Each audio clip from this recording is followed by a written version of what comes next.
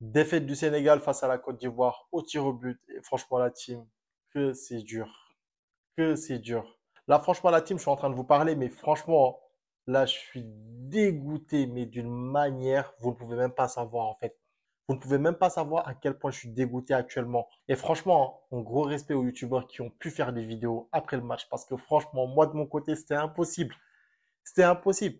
Moi, juste après le match, j'ai éteint la télé, je suis parti me coucher directement. J'arrivais pas à dormir. Je pense que j'ai dû m'endormir vers 3h, 4h du mat. Je me suis réveillé, j'avais la haine encore et tout. J'arrivais pas à manger. Franchement, en fait, pour dire vrai, cette défaite, en fait, ça me rappelle juste les défaites en 2004 face à la Tunisie, en 2006 face à l'Égypte. Et c'est même pas par rapport à l'arbitrage, hein. C'est plus par rapport à la douleur de l'élimination, en fait. Je sais pas si vous vous en rendez compte, en fait, mais là, c'est fini. C'est-à-dire que le Sénégal est éliminé de la Coupe d'Afrique des Nations. Moi, personnellement, j'arrive pas à y croire pour l'instant. Franchement, c'est difficile, en fait. En vrai, depuis ce matin, je suis là et tout en mode non, ma scène, c'est pas possible, tout ça et tout. Mais franchement, force est de constater que là, il faut que je me réveille et que j'accepte la réalité, en fait. Franchement, c'est dur. C'est très, très, très, très dur à avaler. Après, je sais pas pourquoi, hein, mais les défaites de l'équipe nationale du Sénégal et les défaites de ton club préféré, en fait, ça n'a pas la même saveur. C'est pas la même chose. C'est-à-dire que moi, je vous jure, hein, ça fait très, très, très, très, très longtemps que j'ai pas ressenti genre une telle douleur. Franchement, un match qui a anéanti l'espoir de tout un peuple et à juste titre, parce qu'en gros, lorsqu'on voit les joueurs qu'on a à notre disposition et surtout le visage qu'a montré l'équipe durant les phases de poule, je pense que c'était grave légitime pour nous en tant que supporters de nous attendre à quelque chose de grand. Déjà, je vais commencer le débrief par l'avant-match. Moi, je vous cache pas, dès l'instant où j'ai su qu'on allait jouer à la Côte d'Ivoire, j'étais serein en fait. Parce qu'en gros, je me disais quoi? Je me disais l'équipe nationale du Sénégal, si elle joue sur ses qualités, franchement, je ne vois pas la Côte d'Ivoire nous poser de problème. Et surtout, en fait, je me disais aussi que la Côte d'Ivoire avait été repêchée, la Côte d'Ivoire joue chez elle, la Côte d'Ivoire allait avoir la pression.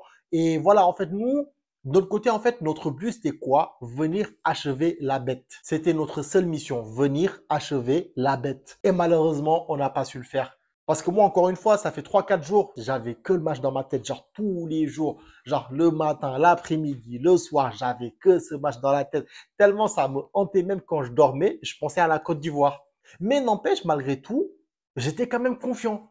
Parce qu'en fait, les Lions nous avaient montré un visage durant les phases de poule qui nous permettait de pouvoir avoir confiance en eux, en fait. Et clairement, moi, en fait, ça fait longtemps que je regarde l'équipe nationale du Sénégal, mais la sérénité que dégageait l'équipe depuis le début de la compétition, c'est la première fois que je voyais des joueurs aussi concernés. C'est la première fois que je voyais des joueurs avec une mentalité de gagnant, en fait. Donc voilà, encore une fois, quand tu vois tout ça, tu ne peux pas avoir de doute. J'ai eu à parler à plusieurs personnes. Et des gens me disaient, ouais, mais ma scène, ouais, mais genre là et tout, j'ai peur, patati, patata. Moi, je leur disais, hé les gars, calmez-vous. Calmez-vous les gars.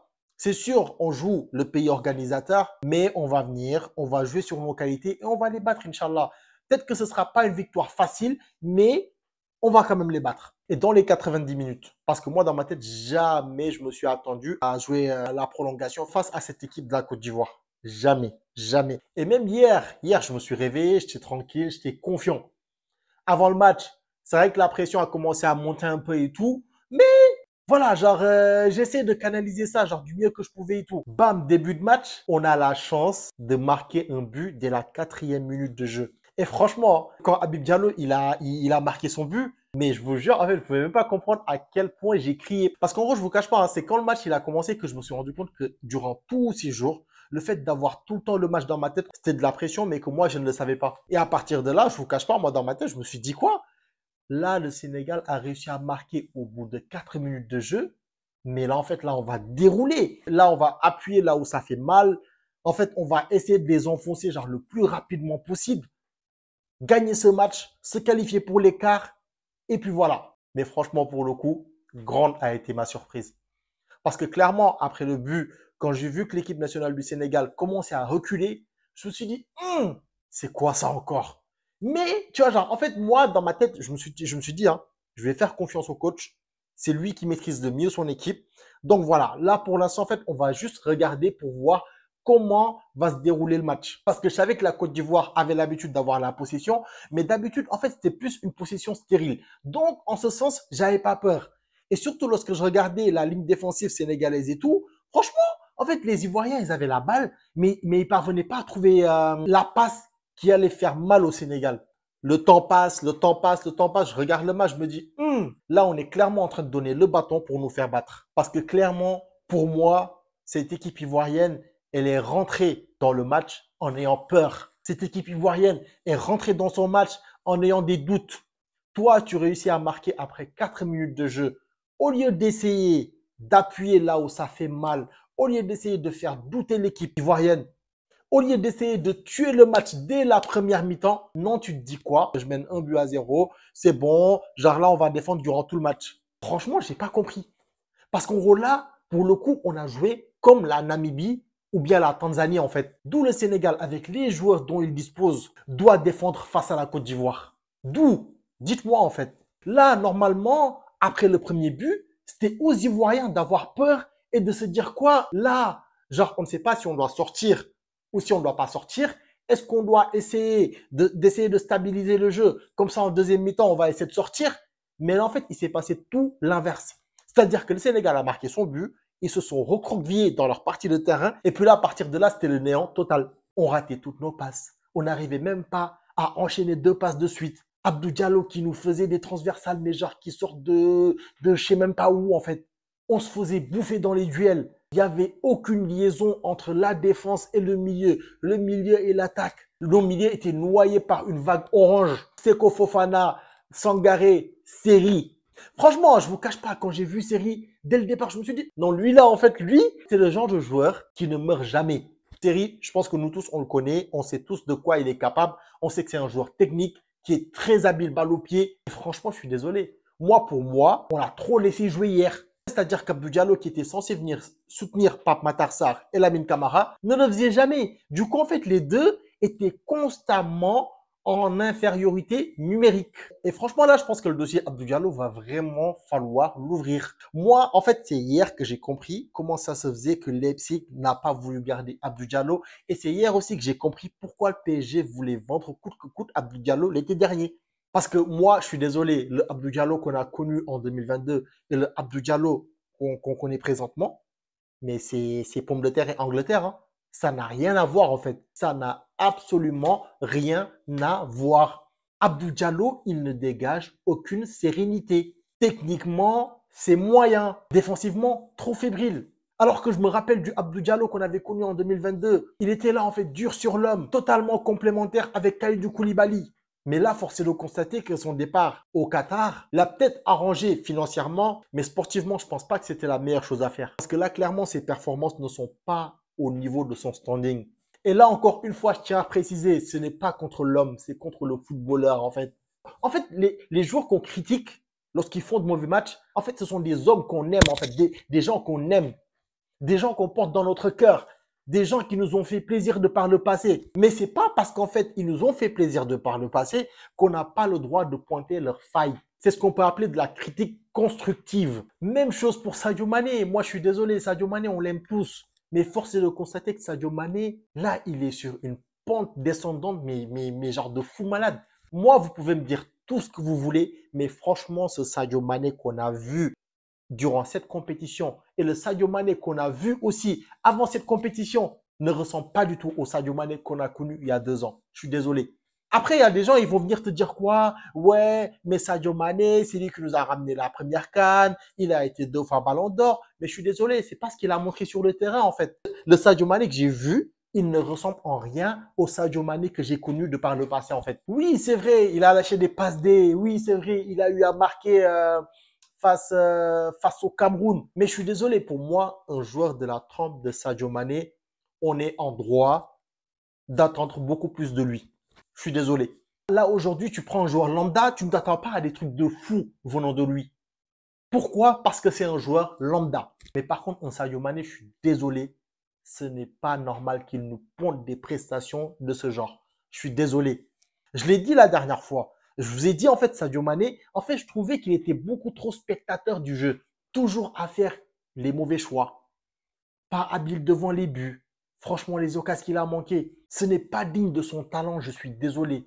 Et je l'ai dit encore la dernière fois, j'ai dit, Sadio Mané, les prestations qu'il est en train de nous pondre, tant qu'on est en train de gagner, ça passe. Je pense qu'on sera 2-3 à vouloir pointer du doigt, genre ses performances. Mais là, le jour où il va y avoir une défaite, en fait, tout le monde va lui tomber dessus. Et c'est ce qui s'est passé, en fait. La majeure partie des gens vont clairement ouvrir les yeux par rapport à Sadio Mané. Et encore une fois, ça n'a rien à voir avec l'homme. L'homme, nous tous, on l'aime de fou. Sadio Mané, c'est le meilleur joueur sénégalais de tous les temps. On l'adore. S'il faut aller à la guerre pour Sadio Mané, on ira à la guerre. Mais encore une fois, le linge sale, ça se lave en famille. Si nous, en tant que Sénégalais, on ne parle pas des mauvaises performances de Sadio Mané, qui va le faire? D'accord, certains vont me dire Sadio Mané, il n'a plus rien à prouver. Mais dans ce cas-là, prends ta retraite internationale et puis basta en fait. Parce que franchement, si on doit compter sur des joueurs qui se basent sur ce qu'ils ont fait de par le passé, mais franchement, à quoi ça sert de planifier le futur, Inch'Allah? À quoi ça sert? Là, Sadio Mané, il nous a sorti une performance qui n'est pas digne de son standing encore une fois. Ismaël Assar, n'en parlons même pas. Ismaël Assar, c'est le type de joueur, à chaque fois qu'il va rentrer sur le terrain, tu vas te dire quoi? Non, franchement, Iso, je pense que sur une fulgurance, il est capable de nous faire un petit truc. Plus ce match passe, plus tu te dis, mais Ismaël Assar, c'est comment mon gars? Plus ce match avance, il ne se passe rien. Et c'est ce qui m'énerve le plus chez lui. Moi, je m'attendais à un Ismaël Assar qui ait un impact sur le match. Un impact. Et encore une fois, c'est dégoûtant de voir un joueur avec autant de potentiel, mais qui ne montre même pas le quart lorsqu'il est sur le terrain, en fait. Parce qu'hier, moi, je ne vous cache pas, hein, lui et Sadio Mané, en fait, je leur en ai voulu, mais genre de fou malade.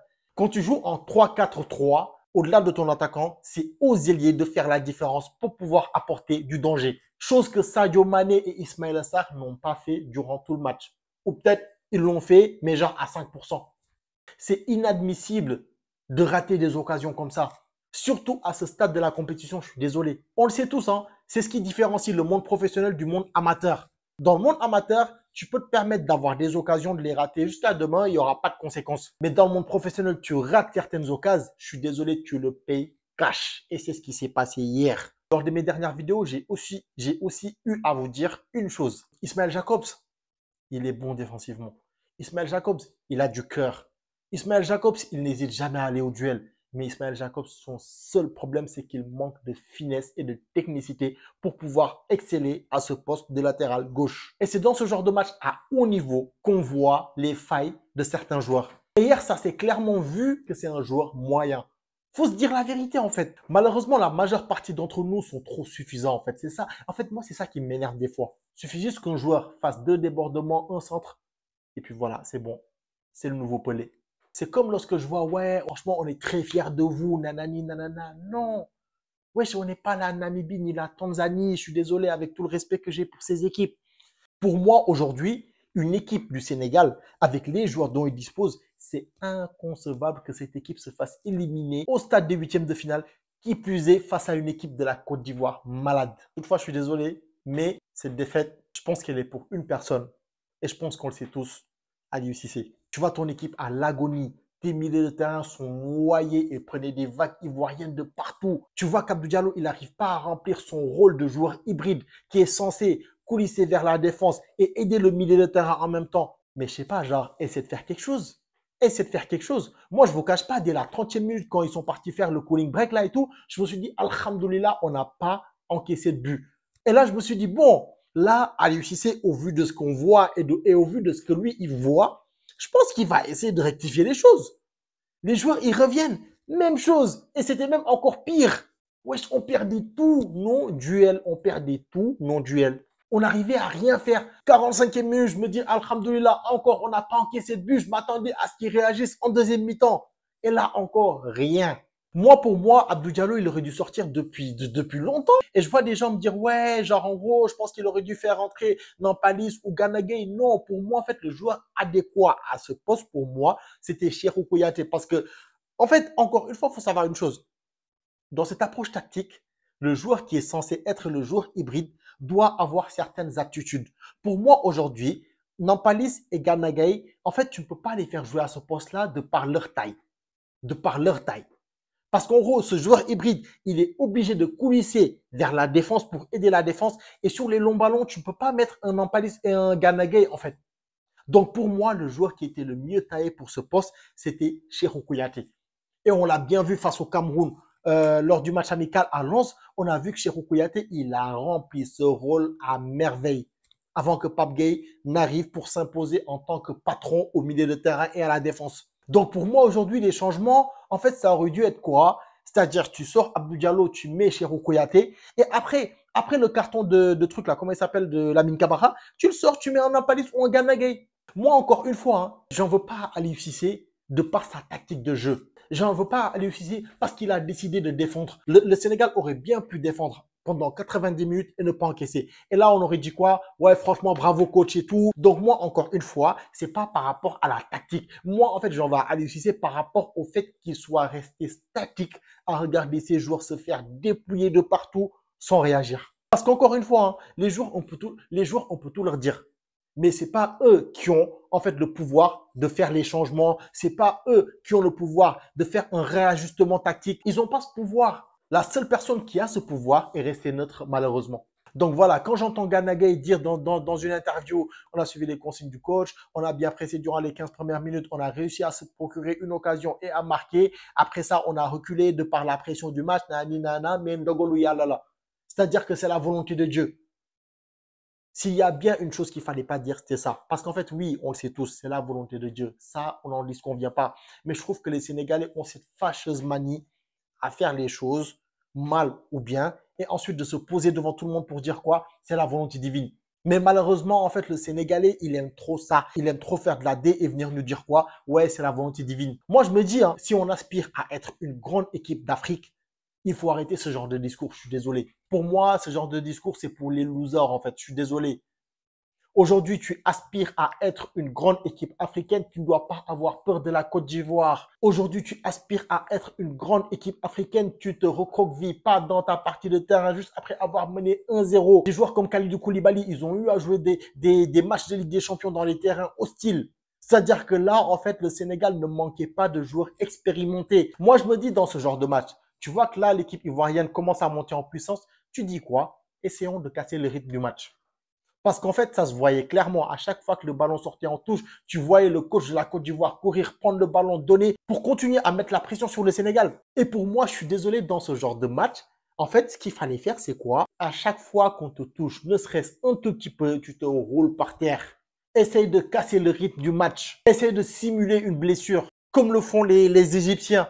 Essaye de rentrer dans la tête des Ivoiriens. Combien de fois, en fait, le Sénégal a perdu des matchs face à des équipes maghrébines de la même manière? Parce qu'en fait, l'équipe maghrébine a su marquer le premier but. Le Sénégal faisait tout pour continuer à mettre le rythme et qu'à chaque fois qu'on touchait ces joueurs-là, en fait, ils se roulaient par terre. Mais nous-mêmes, en tant que supporters, je dis même pas les joueurs, hein, nous-mêmes, en tant que supporters, ça nous énervait, en fait. Donc, à plus forte raison, les joueurs qui sont acteurs. Et franchement, pour le coup, là, du Cissé, cette défaite, elle est clairement pour toi. J'espère en tout cas que ça va te servir de leçon et tout. Parce que moi, personnellement, je pense qu'au vu de l'approche tactique que tu as ramené et tout, franchement, c'était une très belle chose. Moi, tactiquement, rien à dire.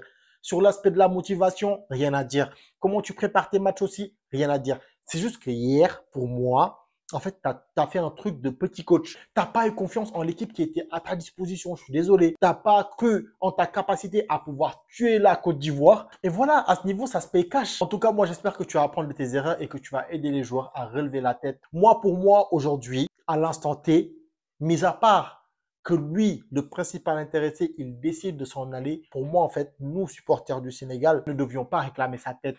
Parce qu'aujourd'hui, pour moi, Aliou Cissé est clairement le coach qu'il faut à cette équipe. C'est un coach qui maîtrise ses joueurs, c'est un coach qui a su ramener une stabilité, c'est un coach aussi qui, peu importe ce qu'on peut dire, a vraiment fait évoluer l'équipe nationale du Sénégal. Donc, encore une fois, réagissons pas dans la colère.